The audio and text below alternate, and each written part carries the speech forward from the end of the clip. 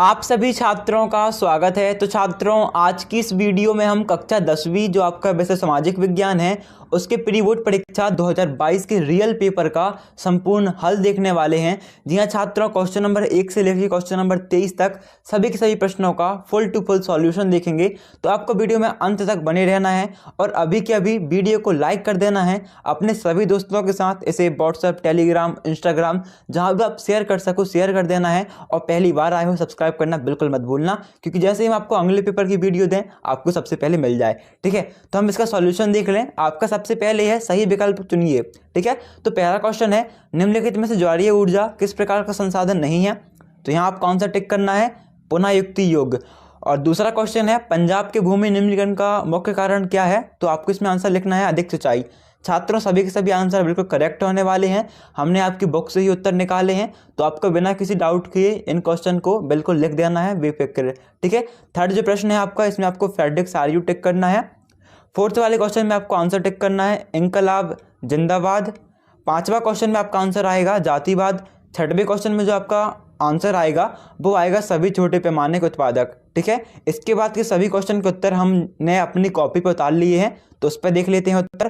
तो यहाँ पर आप देखो, रिक्त स्थानों की पूर्ति कीजिए, जितनी भी आपके क्वेश्चन है आप देख लीजिए।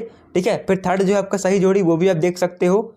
फोर्थ है एक वाक्य या एक शब्द में उत्तर दो, जिसे आप देख लीजिए। Fifth question, then sixth, 7th, 8th, 9th, 10th, 11th, 12th। अभी देखते हैं सॉल्यूशन। ठीक है, तो आपका जो पहला क्वेश्चन है सही विकल्प, इसमें आपको पहले में टिक करना है का पुनः युक्ति योग, दूसरे में अधिक सिंचाई, तीसरे में फेडरिक आर्यू। ठीक है, सही विकल्प में। चौथे में इंकलाब जिंदाबाद, पांचवें में जातिवाद, छठवें में सभी छोटे पैमाने के उत्पाद। इसके बाद जब का दूसरा प्रश्न है रिक्त स्थान, इसमें आपको पहले में लिखना है 9.3%। क्या लिखना है आपको आंसर 9.3%। आपका जो सघन वन क्षेत्र है वो 9.3% है। फिर आपका दूसरा वाला, तो दूसरे में आपका करेक्ट आंसर हो जाएगा परिषद। तीसरे में आपका राइट आंसर है 31 दिसंबर 1929। फिर आपका चौथे में आंसर आएगा मुद्रण, पाँचवें में 74, छठवें में 65.46 और सातवें में आपका आंसर लिखना है औद्योगिक उत्पाद। ठीक है छात्रों, इसके बाद जो आपका अगला क्वेश्चन है प्रश्न क्रमांक 3 रिक्त स्थान, इसमें आपको रिक्त स्थान नहीं है, यहाँ पर गलती हो गई। यहाँ पर आपको लिखना सही जोड़ी। ठीक है, क्या है सही जोड़ी, तो सही जोड़ी में आपको स्टेपलर के सामने लिखना है ऊन को छाटने वाला, फुलर को चुन्नटों से कपड़े समेटने वाला, सिंहली समुदाय श्रीलंका में उपस्थित है, फेडेक और संगठन बोलिविया में हुआ, अलोकतांत्रिक देश चीन है क्योंकि इसमें कम्युनिस्ट पार्टी है, मतलब ये लोकतांत्रिक देश नहीं है, और सूती वस्त्र का केंद्र हमारा अहमदाबाद है जो कि इंडिया में है। ठीक है, इसके बाद अपना जो अगला क्वेश्चन है प्रश्न क्रमांक 4, एक शब्द में उत्तर दीजिए। तो आपको पहले में उत्तर लिखना है लाल भूरा, दूसरे में गिर राष्ट्रीय उद्यान, तीसरे में जर्मन शुल्क संघ, चौथे में वह नियम जिसके अंतर्गत सरकार ने मक्के की आयात पर रोक लगाया, कॉर्न लॉ। ठीक है, यह कॉर्न लॉ कहलाता है। पांचवें में आपको लिखना है वोसेल्य, और छठवें में आपको आंसर लिखना है किसी व्यक्ति द्वारा स्वेच्छा से ली गई तथ्यात्मक घोषणा शपथ पत्र कहलाती है। इसके बाद छात्रों जो आपका सातवां प्रश्न है इसमें आपको उत्तर लिख देना है साक्षरता दर में किसमें अधिक है, केरल में। ठीक है, इसके बाद बढ़ते हैं क्वेश्चन नंबर 5 की ओर, सत्य की ओर। तो आपका पहला असत्य हो जाएगा, दूसरा सत्य, तीसरा भी सत्य, चौथा असत्य और पांचवा असत्य। इसके बाद छठवा भी आपका सत्य हो जाएगा। ठीक है, तो आपको सेम टू सेम उतार देना है। इसके बाद छात्रों बढ़ते हैं छठवा क्वेश्चन। तो एजेंडा 2 क्या है, उत्तर यह एक घोषणा है जिसमें 1992 में ब्राजील के शहर रियो डी जेनेरो में संयुक्त राष्ट्र पर्यावरण और विकास सम्मेलन UNCED के तत्वाधान में राष्ट्रीय अध्यक्षों द्वारा स्वीकृत किया गया था। ठीक है, ये आपको लिख देना है उत्तर एजेंडा 21 क्या है मैं। इसके बाद आपका प्रश्न क्रमांक 7 है अथवा का अधीक्षित वन क्या है। तो उत्तर डालना देश के आधे से अधिक वन क्षेत्र आधारित वन घोषित किए गए हैं। जहां तक वन और वन्य प्राणियों के संरक्षण की बात है, आरक्षित वनों को सबसे अधिक मूल्यवान माना जाता है। इसके बाद जो आपका अगला क्वेश्चन है प्रश्न क्रमांक 8, जूट का सुनहरा रेशा क्यों कहा गया है। तो इसमें आपको उत्तर डालना है जूट को भारत का सुनहरा रेशा कहते हैं। इसका कारण यह है कि जूट का रेशा सोने की तरह चमकीला होता है। इसे बहुत उपयोगी, सस्ता और व्यापारिक महत्व का होने से सुनहरा रेशा कहते हैं। 9वां प्रश्न है आपका औद्योगिक क्रांति से क्या आशा है। तो उत्तर डालना औद्योगिक क्रांति का साधारण अर्थ है हाथों द्वारा बनाई गई वस्तुओं स्थान पर आधुनिक मशीनों के द्वारा बनाई गई या निर्माण की गई व्यापक स्तर पर इस प्रक्रिया को औद्योगिक क्रांति कहा गया है। औद्योगिक क्रांति का प्रारंभ 18वीं सदी में हुआ। ठीक है, ये आपको 9वें में उत्तर लिखना है। 10वां प्रश्न है पंचांग से क्या अर्थ है, तो आपको उत्तर डालना है चांद सूरज की गति, ज्वार भाटा के समय और लोगों के दैनिक जीवन से जुड़ी कई अहम जानकारियां देना पंचांग कहलाता है। इसके बाद आपका जो अगला क्वेश्चन है, एफ्रो अमेरिकी से क्या आशय है, तो एफ्रो अमेरिकन, अश्वेत अमेरिकी या अश्वेत शब्द उन अफ्रीकी लोगों के वंशजों के लिए प्रयुक्त होता है जिन्हें 17वीं सदी से लेकर 19वीं सदी के प्रारंभ तक अमेरिका में गुलाम बनाकर लाया गया था।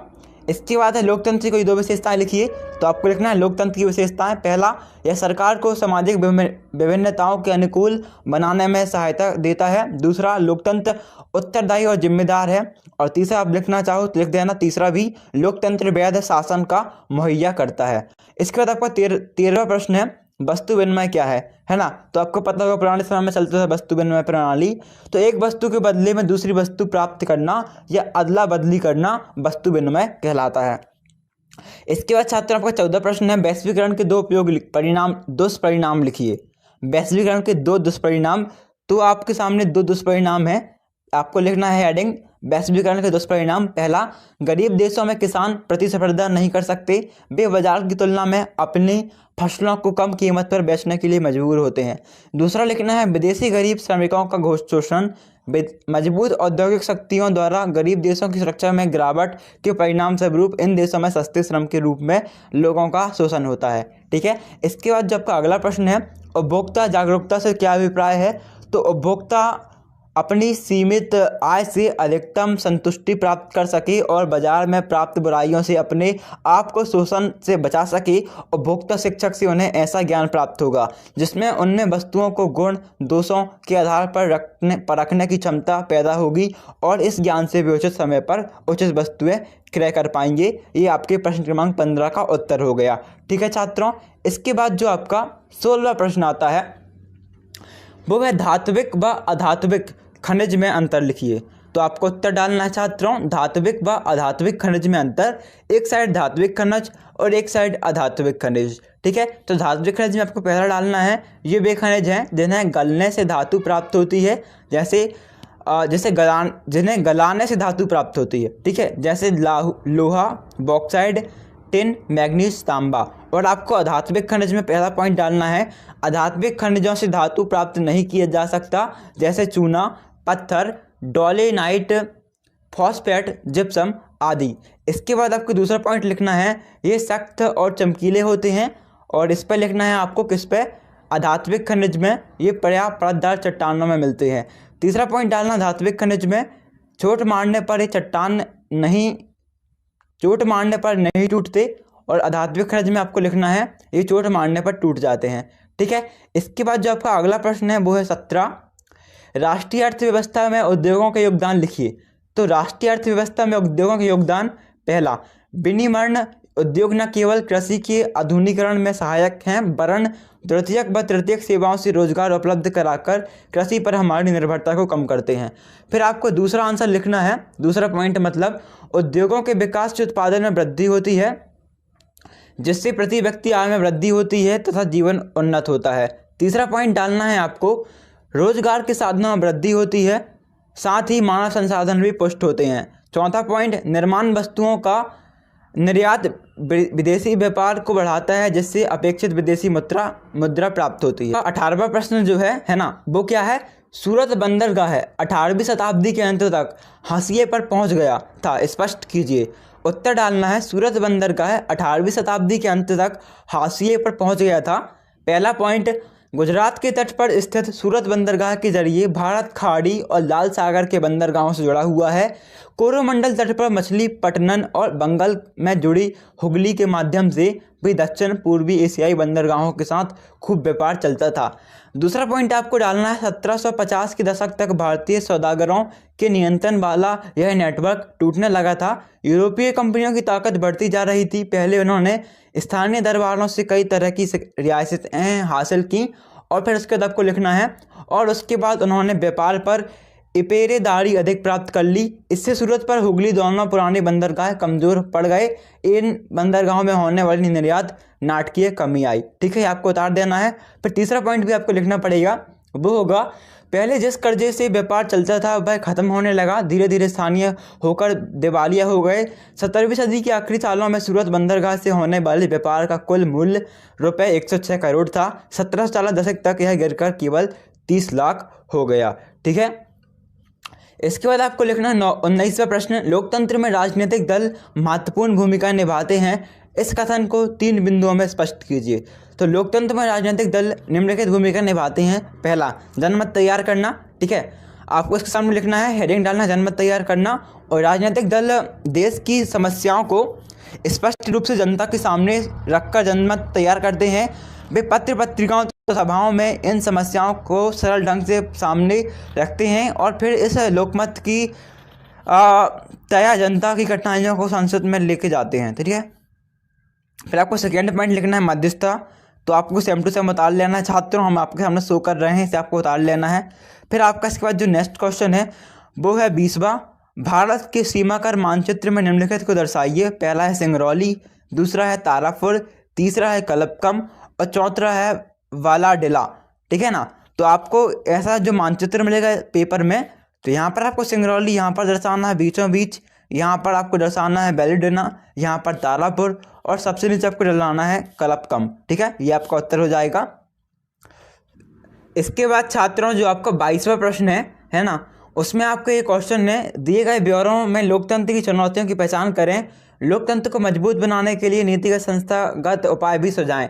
तो आपको 22वें पहला उत्तर डालना है, उच्च न्यायालय का आदेश सामाजिक असमानता को समाप्त करने वाला है क्योंकि मंदिर में सभी को एक ही दरवाजे से प्रवेश की अनुमति प्रदान की।